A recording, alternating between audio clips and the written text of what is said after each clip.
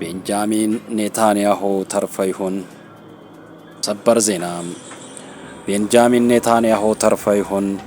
የእስራኤሉ ጠቅላይ ሚኒስትር ቤንጃሚን ኔታንያሁን ያነጣጠረ ጥቃት ተፈጸመ። የኢራን ሚሳኤል የእስራኤል ባለስልጣናት የሚደበቁበትን ከመሬት በታች መጠለያ መታ።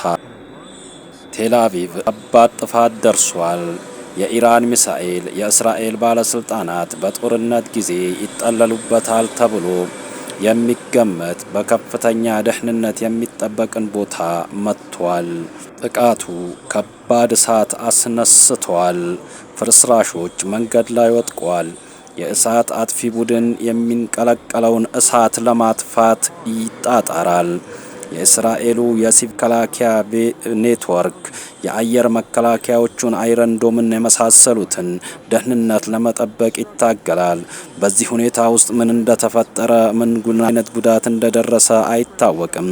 በሌላ በኩል የኢራኑ ካይበር ሼካን ሚሳኤል የወደብ ከተማዋን ሃይፋን ደብድቧል።